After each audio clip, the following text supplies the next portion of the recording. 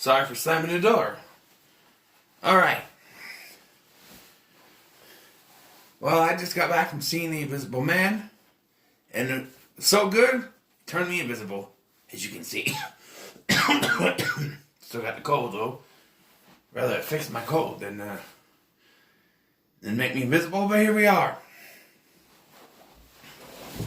Alright, so The Invisible Man tells the story of a woman named Cecilia, played by Elizabeth Moss, who is in a bad relationship. So one night, she decides to escape from this man she's living with and go on to live her life. Only for a couple weeks later to find out that he committed suicide. And after this, she starts to suspect that something else is going on. That her boyfriend, Adrian, may still be alive. First and foremost, hold on. Okay, I'm done with this. Okay. I tried to make it look like I was invisible, and then that fell down. It's been a while since that happened anyway, but yeah, I tried to make it look like I was invisible, but I can't do it without looking in front of the camera. I'm sorry. So, yeah, so first and foremost with this movie, 2020 has not been that good for horror movies, whether you have, what came out? There's The Grudge, The Turning, and then supposedly Fantasy Island, but I liked, but people are saying it's shit. I don't get it, but, you know. So you got this coming out in 2020, and you think, oh, it's a February horror movie, it's the end of February, you know. Horror has been very good so far. But, okay. And then this goes back to Universal's been trying to get their Universal Monster movies a reboot, a dark universe. They sort of tried with Dracula Untold. That didn't work. And then they tried with the 2017 Mummy starring Tom Cruise. That sure as hell didn't work. So now they're not even trying to make a dark universe. And hey, what do you know? Make it a movie to make a movie. What do you know? It worked. You know? You know. Now, ever since Marvel has been successful at this cinematic universe stuff, everyone and their mother has been trying to get in on it. From Godzilla to DC Comics to, you know, even Fast and the Furious is starting their own little cinematic universe now with the spin-offs. And, you know, and then Universal tried it again. But you gotta realize, Universal did it first. Back in the 30s and 40s, with their Universal Monster movies, they started the cinematic universe. They had Dracula, the Wolfman, Frankenstein's monster, all in one movie. House of Frankenstein, House of Dracula, whatever. You know, Abbott and Costello meet the Wolfman. That sort of thing.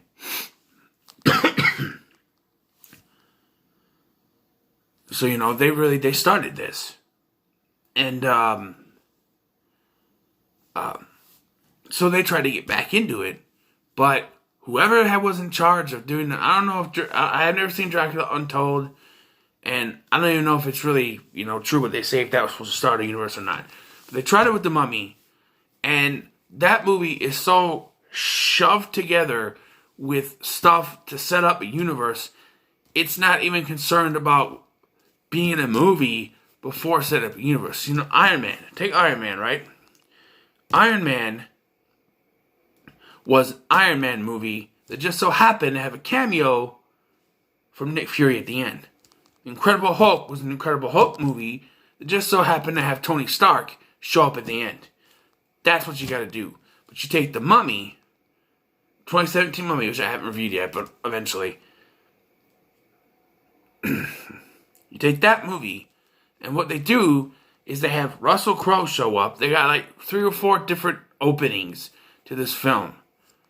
And they have Russell Crowe as Jekyll There's Dr. Jekyll. You got the Mummy. You got some nods to other stuff. Even a nod to the Brendan Fraser Mummy movies. All shoved together. And, it's all, I'm not going to say in review the Mummy by any means. But it's all kind of, it's a schmoz. It's all schmoz together. And it makes no sense. But here, what Leigh Whannell did, yes, the Saw guy, the guy who wrote Saw was, or helped write Saw and had a character in Saw and, was responsible for a couple of movies, I think. At least 2 or 3. I don't know. And then, he did Upgrade, which is really good. He did Insidious Chapter 3, which was his first directing job. That was pretty good. And Upgrade, which is very good. So you got, and what do you know? You do a straight up horror film, not trying to connect it to anything, and it works.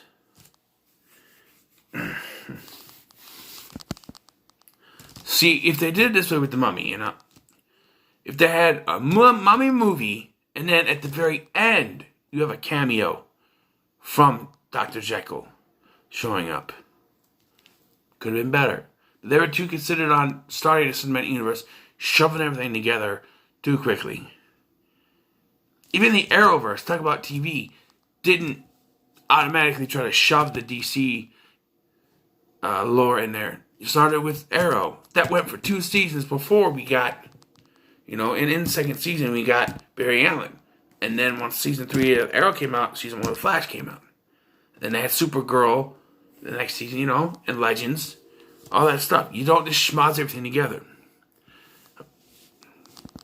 I'm sorry, it angers me because I want to see a dark universe.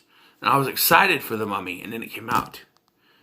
And this, I hope that that they're not totally against doing one, because they can start from here. Even though, sort of, there's a way it could continue, in a way. But let's just talk about this. So, I'm sitting here for maybe 5 minutes talking about the extended universes, but so like I said, Cecilia is in this relationship. She wants to get away from her boyfriend because he's controlling, and he doesn't want anything to do with her. She doesn't want anything to do with him. Sorry. She gets away, and she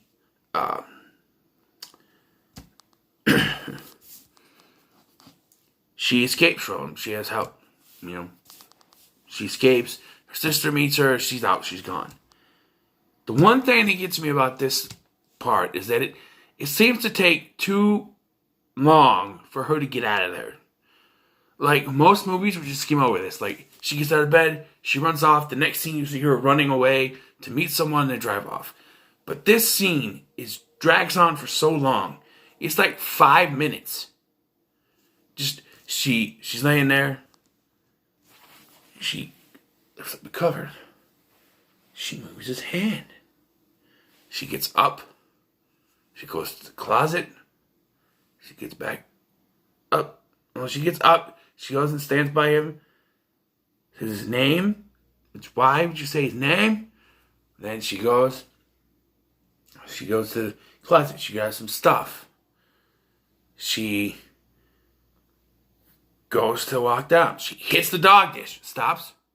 She has it on her phone to make sure that he's still asleep. She turned the security camera, which, why would you have security cameras in your, I don't know. I know you need security. It's a nice house, so maybe that's why. But like, she turns the camera so it's facing the bed. She's got it on her phone, and she's watching it. And she hits the dog dish. She stops. She looks. He's not asleep. Okay, go. She goes.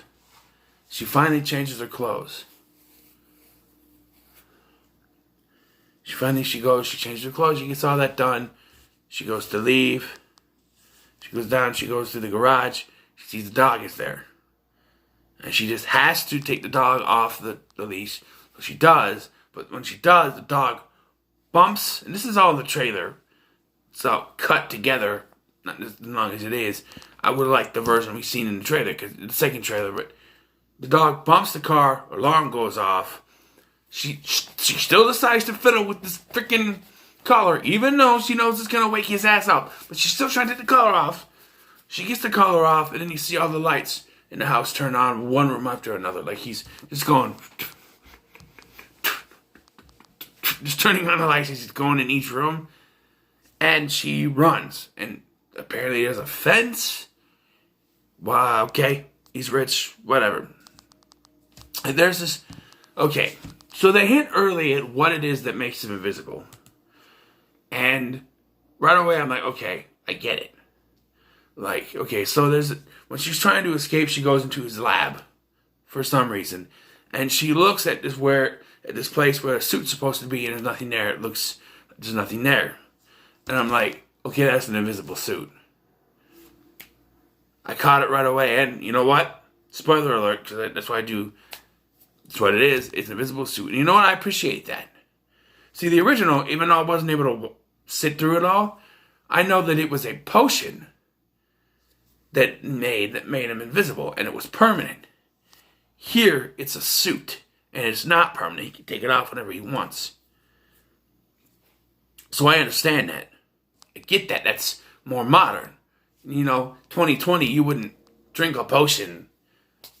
Bring it into the modern era. Pretty cool. So, she finally gets out. She runs. She climbs over the gate. You see this in the trailer. And she goes and she finally meets up with her sister. And he somehow catches up to them like super, super fucking fast. Like, maybe he's a runner. I don't know. But he gets there and he punches through the door. And they do this thing where she has these pills, which she used to drug him. And now that I thought about that, why did the alarm wake him up? Like, if he was drugged, how long did the drug last? But, she was so worried about waking him up that maybe, but later we find out she drugged him. I thought maybe that was her medication or something, but she drops the bottle and,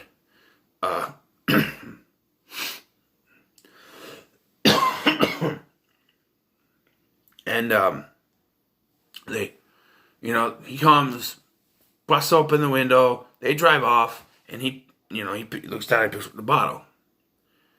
Now, I thought about this. Later, the bottle shows up at the place she's staying at, her friend's house. And she just automatically freaks out and starts saying, "It's Adrian, he's still alive." There's a blood smear on the bottle. Why didn't she have them test that? Now, obviously, they could have said, well, maybe he picked it up on the night he died. Because, spoiler alert again, she's told that he committed suicide. And so she's brought into this room with her friend, played by Aldous Hodge. His name is James in the movie. I love him in Leverage. He's pretty good in this movie, too. And he's told by Adrian's brother, who is his lawyer, that she gets money and she'll get paid over a period of time. And as soon as... See, there's one trope about horror movies that I don't like, and, especially ones where someone's invisible, and that's that they always find a way to put it in where the protagonist is framed for something they didn't do.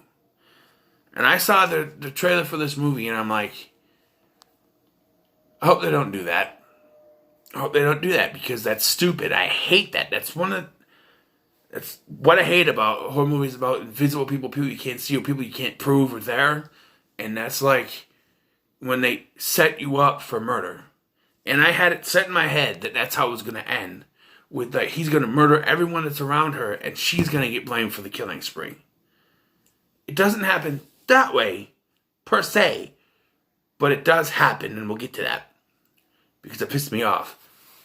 Why I said that was because when the lawyer guy, the brother, is talking to her, he said, "You will keep getting the money for 10 years or 5 years, 10 years, whatever, as long as you don't commit any criminal acts. And right away, I'm like, okay, this is a fucking setup. This is a setup. She's going to get set up for murder. She's not going to get the money. It's going to be taken away. And Adrian will get all the money back.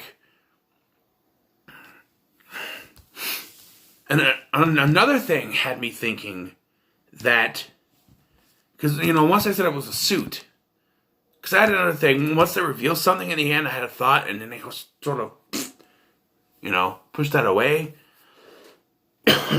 So, yeah, so soon, he starts to creep into her life. After getting the money, she sets up a college fund for James's daughter. She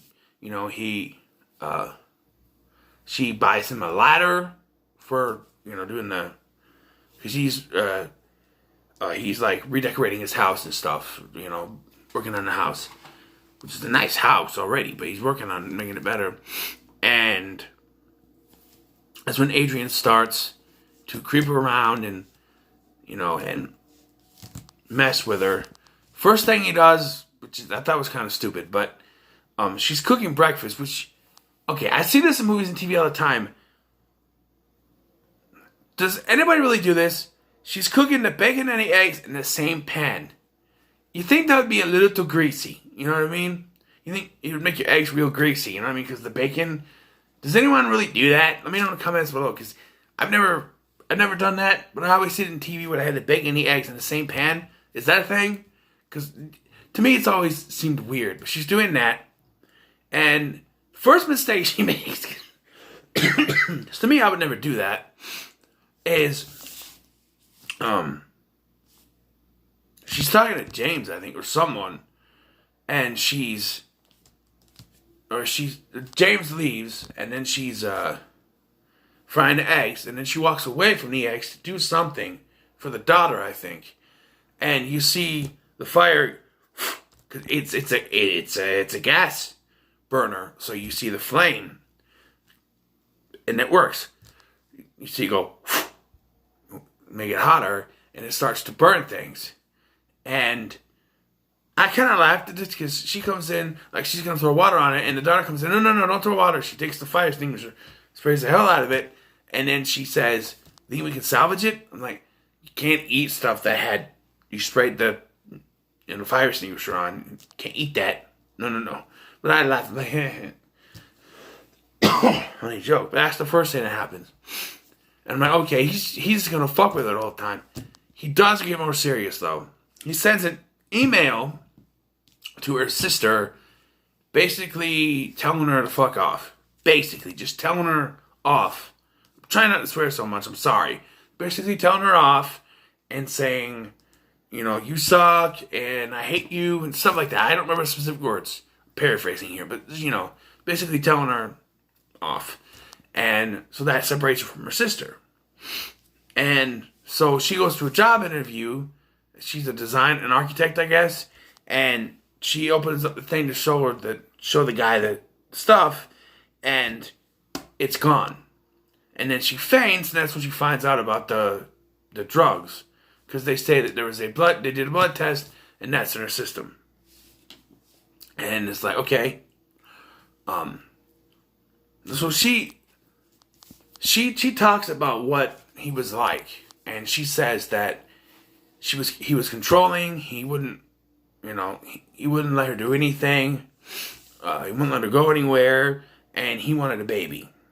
And he was going, and she didn't want that because then she knew she wouldn't be able to get away. So she kept taking birth control. This comes back later, of course, but,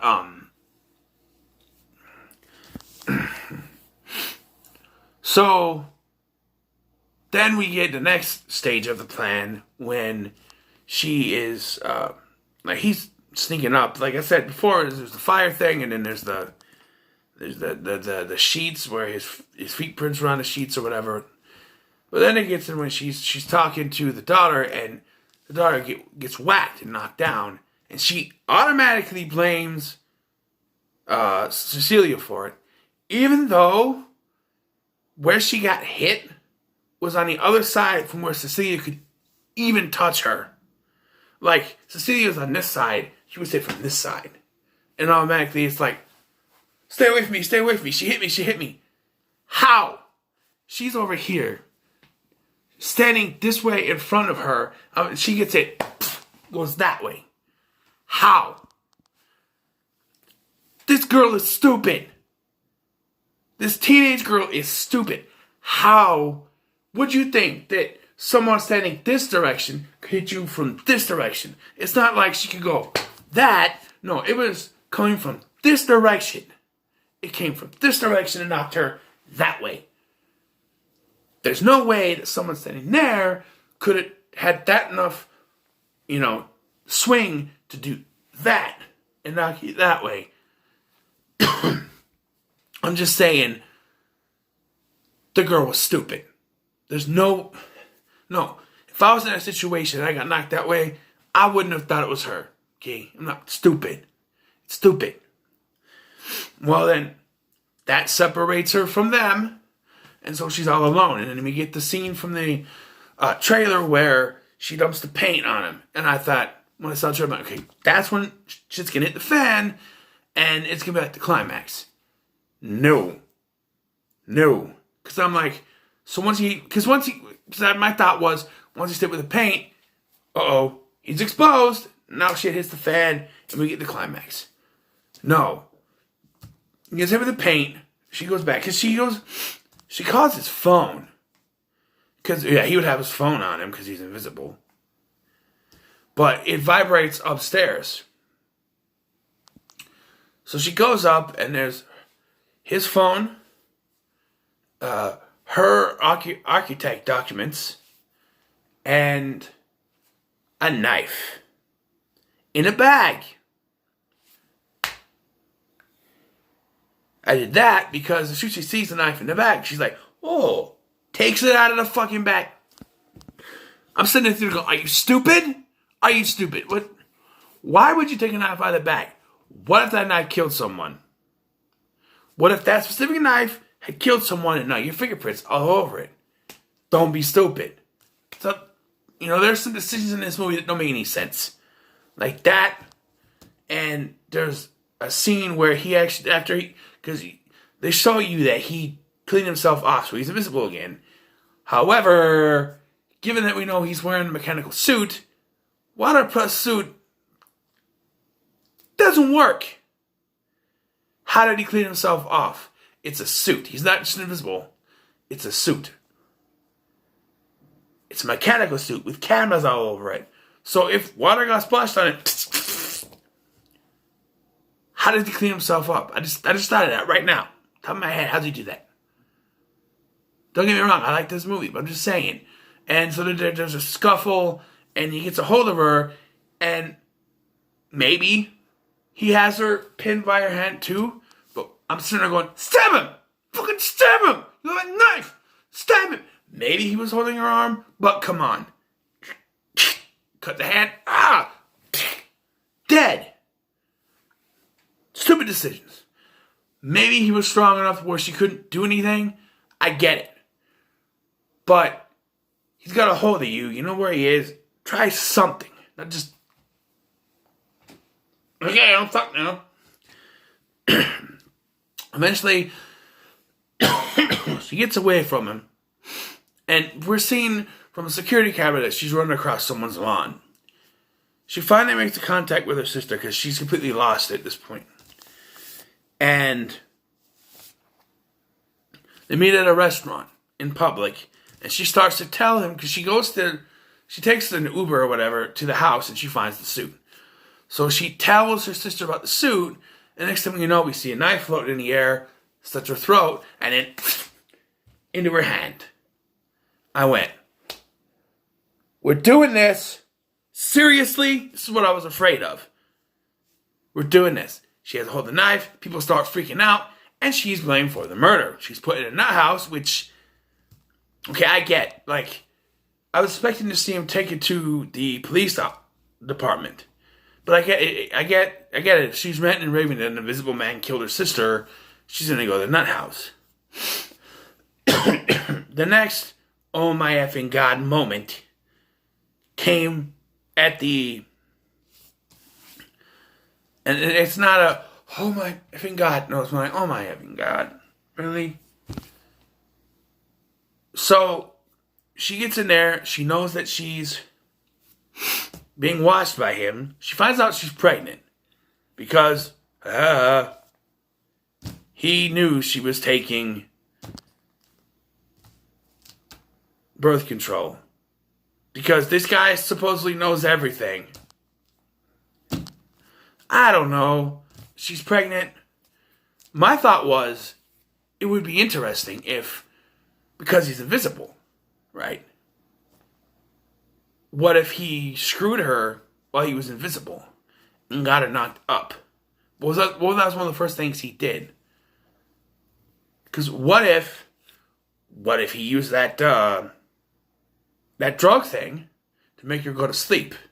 When she went to sleep, like he drugged her before she went to sleep, and then just went and did the nasty while she was asleep, and then she woke up not knowing any wiser. He could have, been invisible, did the drug thing, do the nasty, put the clothes back on, never known. Maybe that's a little too far, but that's what popped in my head. Turns out he just somehow knew she was taking the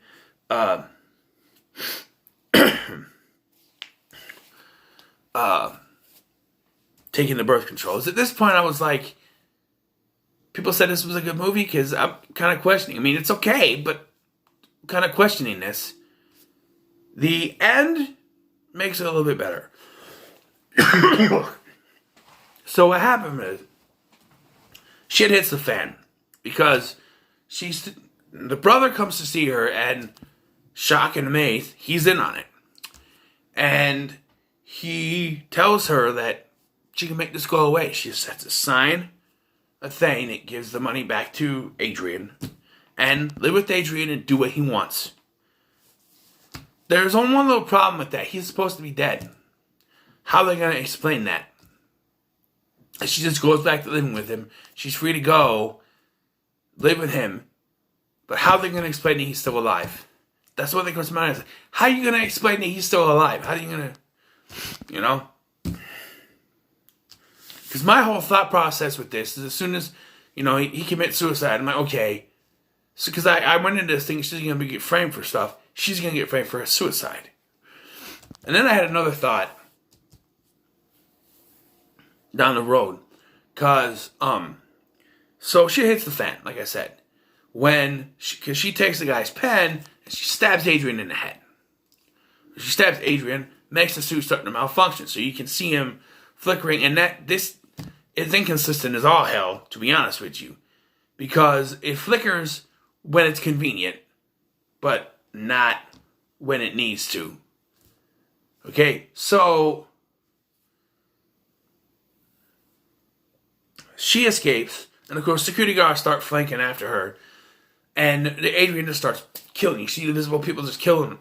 You don't see it, but you see them being killed by someone who's not there.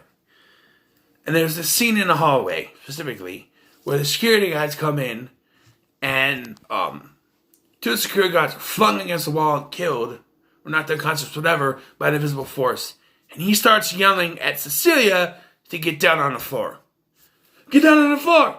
Lay down! I'm like, dude, you just saw some invisible force throw your buddies against the wall, and you're yelling at the person who's way over there and couldn't possibly have done it. What's your explanation? Telekinesis? That's gonna make more sense than an invisible person? Sure, whatever, fine. But she eventually gets out, she follows him. And like I said, and he's in the rain, and there's still only flickers here and there. Can't be waterproof. It can't be waterproof. He's walking around in the rain and only flickers here and there. And I'm thinking, okay, she's still going to get blamed for this because it's very convenient that whenever security guards are around, only a couple times do you actually see it flicker so they can see him. Otherwise, they're still chasing after her, thinking it's her fault. But eventually, she gets away from. She shoots at Adrian, who's in the car.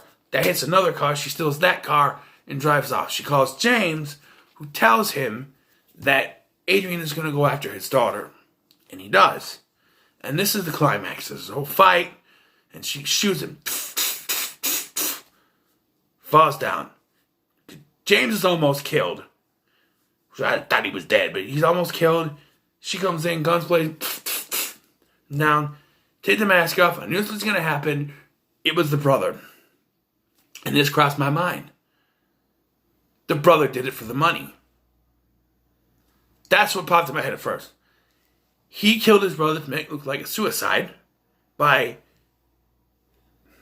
See, he knew everything his brother had. He took the suit, made himself invisible, made it look like his brother committed suicide. Then he sent all this money to her and set her up to make her look like she's gone nuts and killed people so that she loses the money and she has to send it back over to him and he gets the money.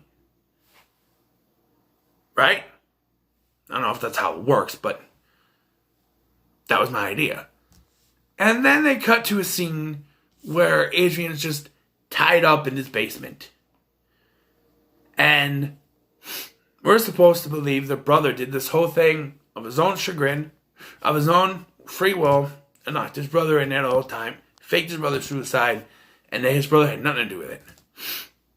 One problem, though, if this was the case, when she went in there to find proof, I don't think he would have been quiet. You would have heard him pounding something. But, so, and this ending is kind of confusing. So, she sets it up to meet Adrian. And she has James on a little microphone thing in his car. And she wants to get a confession from him. So they're talking. And, early in the finale, I should tell you that he does say, surprise, when he's invisible. And she's trying to, she's to say, admit that you did this. Admit that you did it. First of all, that wouldn't hold up. You are trying to force him to admit it. So if he could have admitted it. He could say, yeah, I did it. I did it. You happy I did it? But it wouldn't mean anything because she forced him to say it. That wouldn't hold up in the court of law. You can't force someone to say something and expect it to hold up in the court of law. Especially when on the recording it has you yelling at him to admit himself and then he finally admits it. That's not going to hold up because you forced him to say it. So I don't know what her plan was. Well, we do, but that wasn't going to work to begin with. So she says, after he says, it wouldn't be a surprise or something like that. She realized, she goes to the bathroom and we don't see her do anything. She's at the mirror. Next thing we see him go in full view of the security camera, making it look like it was a suicide. And I'm like, so there's another invisible person? Because my mind didn't cross it was her at all. But she goes to leave. She has the dog, which, that dog, all right? The most confusing thing about this is that she lets the dog go. There's a fence, so it's safe running around. But the guy commits suicide, and when she goes into the house to get proof, the dog is still there. Why in the hell would you leave a dog by itself in a place where no one could possibly feed it or take care of it? If you firmly believe that someone is dead, they committed suicide, that right there should be proof. She could have used the dog. How's the dog still alive? Who's taking care of the dog? Where's the dog getting fed? He's got to be alive, right? Another kid said, his brother comes and takes care of it. Well, why didn't he take the dog to his house? They don't allow pets. No, pets, they could have, whatever. But, so she goes to leave. So she comes back in, sees he's dead, and she starts to cry. And then you see her back away from the camera. She's on the phone, calling the police, telling them what happened. She's crying and stuff, and she backs away from the camera. And then you see her, cry, go away. Elizabeth Moss, I'll give her this. She's great. She's great. And you got some, Oliver Jackson Cohen, who plays Adrian, he's good too. But he was in the Haunted of Hill House, and that was pretty good. He was pretty good in that too. Elizabeth Moss, she's good in this. But so after that, she walks out, and James meets her at the back door, and she's mugging up with the dog, and she's got a bag in her hand. And she goes, "He killed himself." And he looks down at the bag, and he sees the suit in there, and he said, "This was never about getting into a mitt." And she's like, "Yeah, it was. He couldn't handle it. He just killed himself." And he just goes with it. So it ends with her walking off, and I guess you could go from there. Invisible Woman, maybe. I don't know. But I don't know, they weren't setting up anything, but they could continue something. I don't know. But it ends there. Just walking, and then it comes up, directed by Leigh Whannell. The climax was good. I enjoyed some of the suspense stuff. That was really good. Never knowing where he is. The camera work that they did, they would shoot in one area where there's nothing there, and then go to her, and then go to the area where there's nothing there. Like, could he be there? You don't know. Camera work very good. It's just that little tiny part of the movie where she gets blamed for the murders or blamed for her sister's murder that it's gonna drag it down for me. But not by much. Because I knew that was gonna happen, but I thought that was gonna be the ending, when she gets blamed for all the murders and she goes to jail. But one thing that becomes of no consequence and kind of just thrown out the window is the baby. Because, that's supposed to be a big revelation that she's pregnant because he somehow knew she was taking birth control and he switched it out. But then it's just thrown away after that. It's not mentioned again. Nothing.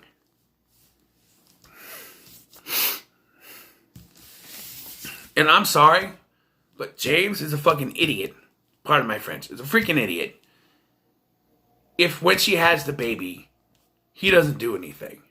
She's clearly, she's supposed to be the protagonist. And by the end of this, she's lost her damn mind. Okay, she's free and clear of him. She killed him. Or he committed suicide. Whatever. But what are the other cops going to think? Yeah, James can corroborate that he walked in and he had a knife in his hand. He committed suicide. Cameras even saw it. But that's 2 suicide, claiming to be suicide, within a month, if even. And where did I know the brother was in on it, but he showed her pictures. So did he take the pictures himself for the setup? I don't know. But I'm talking too long. This thing's going on 40 minutes. Anyway, this gets an 8 out of 10 for me. I enjoyed it. That one little part in where she gets framed, not so much, but I enjoyed it. So 8 out of 10 for me. What are your thoughts on The Invisible Man? Let me know in the comments below. Like, share, and subscribe, and I'll see you in the next one.